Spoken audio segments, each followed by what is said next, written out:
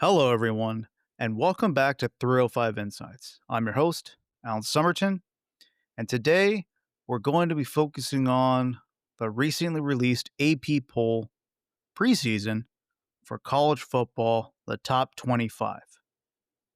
Now, there's certain teams that I see on here that I think are going to finish nowhere near their current rankings, and there's some that I think that are I don't want to say slightly undervalued, but it's definitely going to be interesting. So we'll run through it real quick. You got Boise State at 25, Tennessee, Texas Tech, Iowa State, Ole Miss.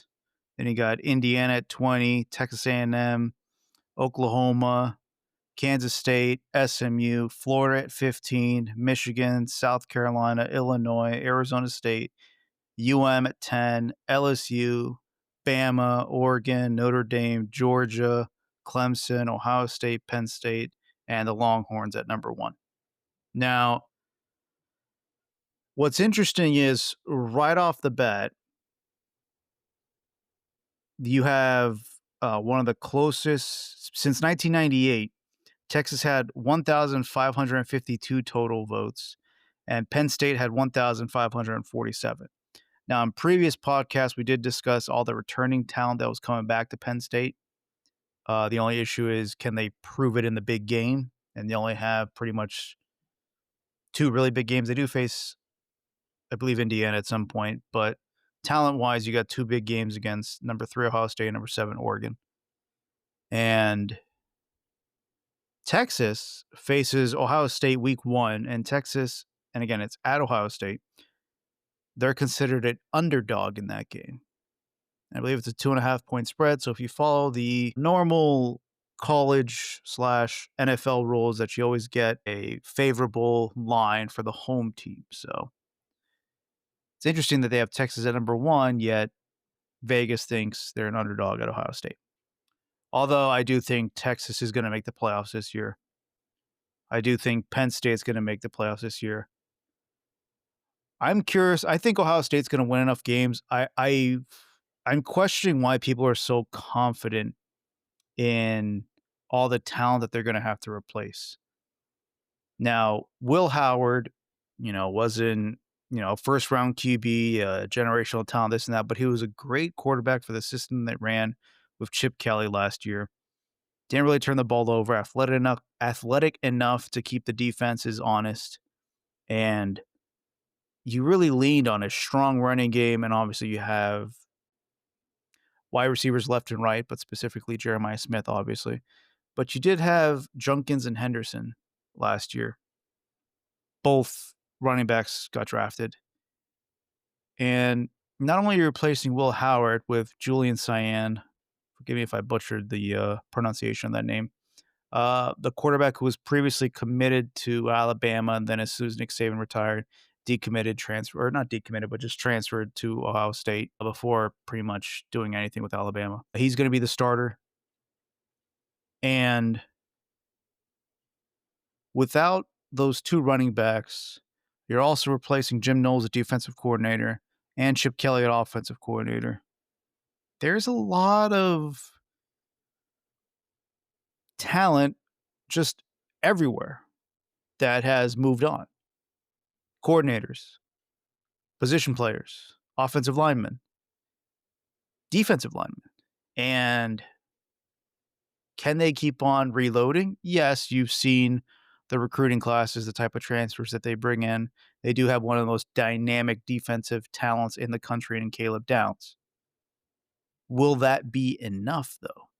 Again, I still think they're going to make the playoffs because of their overwhelming talent. However, I don't think it's going to be a walk in the park that some people just seem to be so confident that, that they're going to have maybe one or two I could see Ohio State losing more games than people expect. However, I don't think they're going to lose enough to miss out on this expanded playoff that they have nowadays.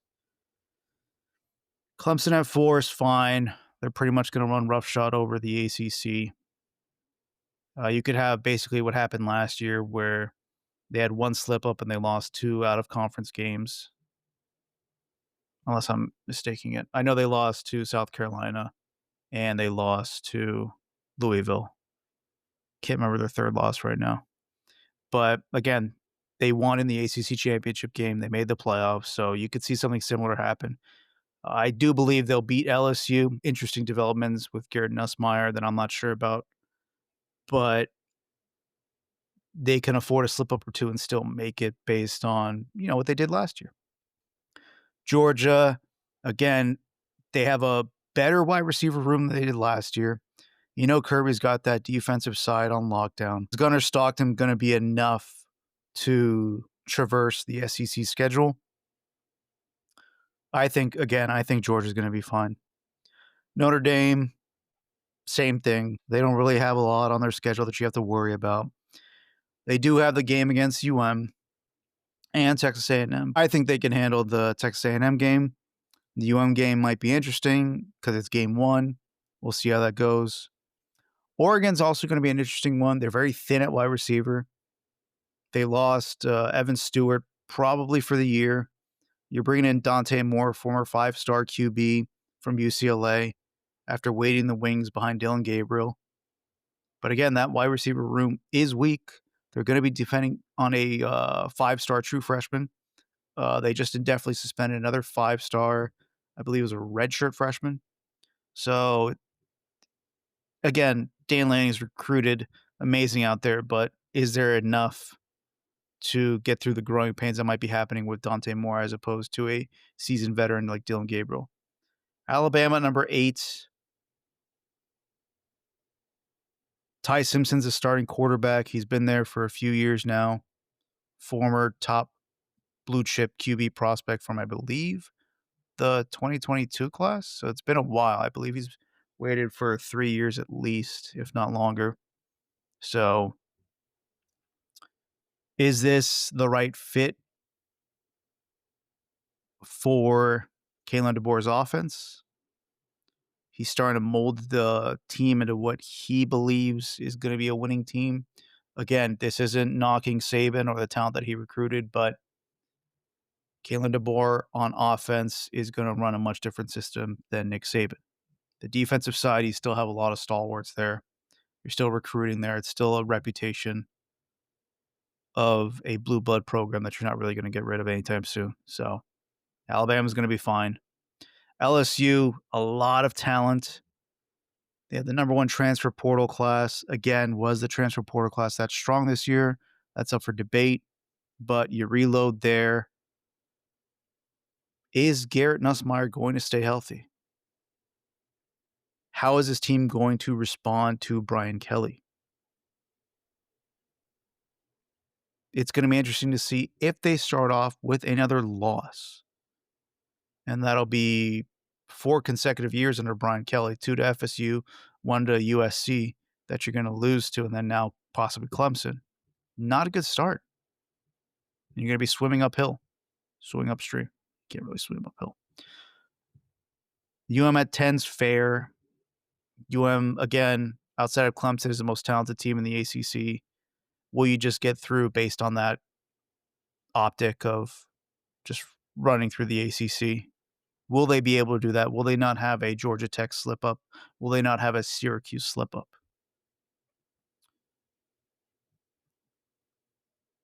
Arizona State, I mean, the Big 12 is just a crapshoot. I really don't know who's going to come out of there.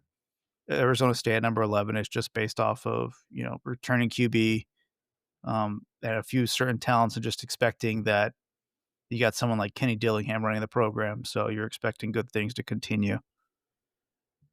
Will they be the Big 12 representative? I don't know. It could be Kansas State, could be Texas Tech at 17 and 23 there. The Big 12 is one of the most wide open conferences that you'll see. There could be a lot of teams that could win that conference. And obviously they'll make the playoff. I don't know if they're going to get a second team. Illinois at 12, I think is kind of high. They won a lot of one-score games last year. I don't think that's a trend. Again, you could look at someone like Nebraska, where for Scott Frost's tenure, and so far part of Matt Rule's tenure, that they're running into the same issues with one-score games. If Illinois isn't capable of having those freakish winning records in one-score games, then having another 10-win season might be stretching it. South Carolina, to me, is one of the more hyped teams in the country based on how they finished last year and based on the expectations for Lenore Sellers at QB. And I'm not sure if they'll be able to meet those expectations. I do think South Carolina is going to run into the same situation they did last year, where they're going to have a weird stretch in the season where they may not respond as you would expect them to. And they might be on the outside looking in when it comes to making the playoffs. I just think it might be that same thing where they're going to start off like 3-3 and then finish 6-0 or something along those natures. They're going to have a few slip ups where the impact of losing certain defensive linemen and playmakers outside of Lenore Sellers will catch up to them. Michigan at 14, again, I think that's too high for them. I don't think they did enough on the offensive side at the skill positions at wide receiver to help Bryce Underwood, the true freshman who is more than likely going to start for that program. It's going to be a lot of growing pains. I don't think they're going to finish in the top 15. I think this is just more of a show me year and see where the improvements are being made. The Gators at number 15, again, this is one of the most talented teams in the country, as much as it pains me to say that, but there's too much injury history there. DJ Lagway is already hurt. If he goes down, this team goes from a national championship contender to Billy Napier's getting fired. It's that much of a difference that's on DJ Lagway's shoulders or legs at this point because he can never stay healthy with the legs. So SMU, I think, is going to have another strong season. Oklahoma at 18 is tough. I get it. You brought in a new offensive coordinator. You brought in a new quarterback. Your wide receiver room isn't just going to be all on the injury list.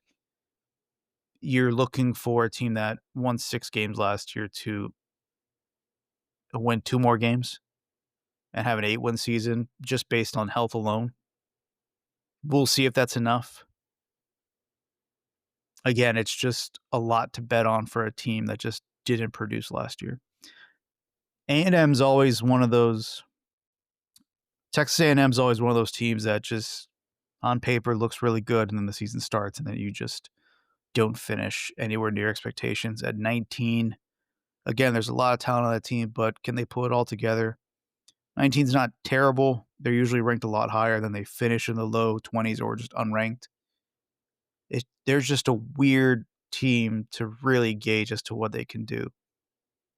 Has Mike Elko flipped the culture over? Possibly. But again, it's one of those you have to see it to believe it sort of things. Indiana at 20's fine. Ole Miss at 21's okay. Then you got the 2 Big 12 teams. Tennessee at 24. Again, you're just hoping that Josh Heupel is going to replace Nico with any sort of improved production. Again, I was really high on Nico last year in that offensive scheme, and it really didn't pan out the way I expected it to. And then now all of a sudden he's at UCLA. So there's a few teams, again, the teams that I think that are overrated in this initial preseason rankings are Michigan, Florida, Illinois,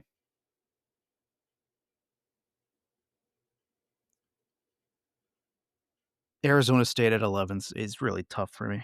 But here's a fun fact. I was talking about Texas A&M, but let's pretty much explain why I think it's tough to gauge them. 2019, their preseason ranking was number 12. They finished unranked. 2020, which was the COVID season, they finished 8-1. They were 13th. Preseason, they finished the season ranked number 4. 2021, they were ranked 6th, they finished unranked. 2022, they were 6th, they finished unranked. 2023, they were number 23, they finished unranked. 2024, they were number 20, they finished unranked. Okay, so there's the issue that I run into when I see Texas A&M that high. Even at 19, again, like the past 2 years, they've been in the 20s, they finished unranked. Can they put it together? Probably not. Does that mean they're overrated? Yeah. Again, they're probably gonna be in the low 20s, mid 20s. So it's just again interesting to see, like, do I think LSU is overrated? Folks, let me just say this. College football is crazier now with the NIL and the transfer portal. It's interesting to see some of these blue blood programs or some of these programs that are used to just having talent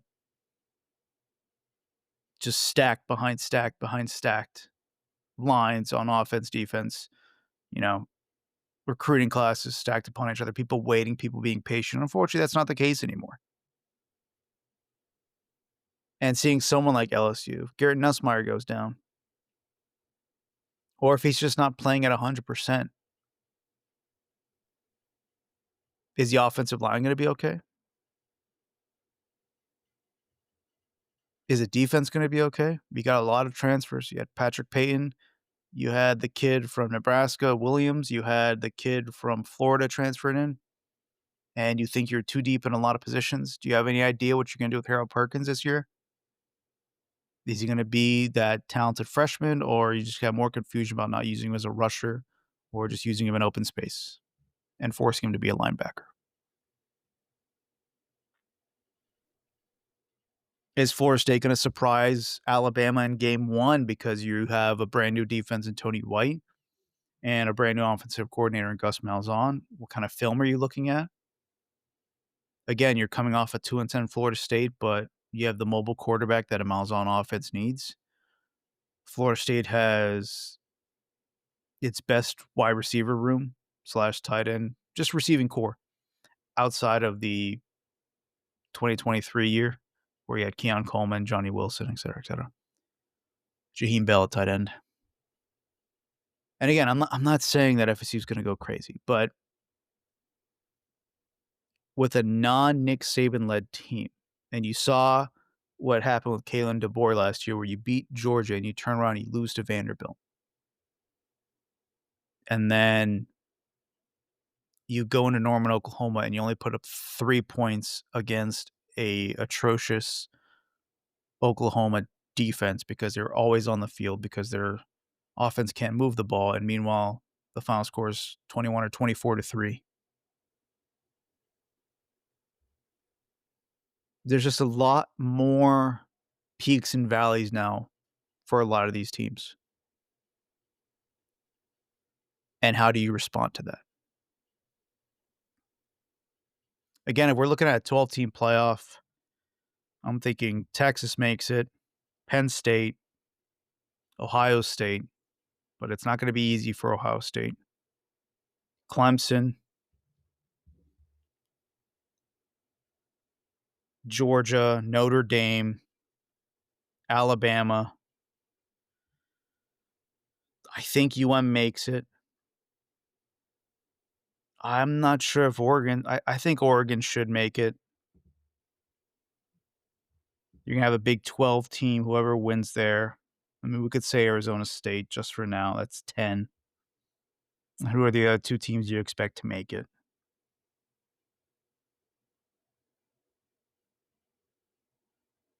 Might be a surprise Big 10 team. Does Indiana have it in them again to have a nice magical run? Will Illinois live up to the hype? There's two spots that I think are really up for grabs. Will LSU stay healthy all year? Will South Carolina make it to that next level? Will Oklahoma sneak up on people? That's my outlook for this season. There's two spots open in the playoffs right now. Well, technically one, because then you're going to have Boise State or one of those group of five. So there might only be one spot available. We'll see how that breaks down. So that's my initial reaction on the AP Top 25. Just riffing it off the top of the head right now, looking at the polls. I know it's been a few days since it was released, but I really want to try and get this podcast out before it just became irrelevant. We're going to try and churn out some more. I know the season's fast approaching. We still have stuff we got to review for FSU. We still have stuff we got to review for UM. And we got to review each conferences. We got to look at Big 10, SEC, ACC, Big 12, the remnants of the Pac 12, I guess. We might do into that. Not sure, but for sure we'll do the Power 4. So keep a lookout on that. See where it goes. I'm going to churn them out as fast as I can because not that far away from week 0 and especially not that far away from week 1, which is going to be a loaded first weekend. That being said, folks, thanks for stopping by. Thanks for listening. You know where to find us. But just to refresh the memory like I always do, find us on YouTube, like, subscribe, follow, give feedback if you have any. Find us on Apple Podcast. Do the same thing. Subscribe, turn those notifications on for YouTube, Apple Podcasts, and Spotify. Wherever you find us, thank you for listening. Thanks for stopping by, and we'll catch you next time here on 305 Insights. Have a good one, folks.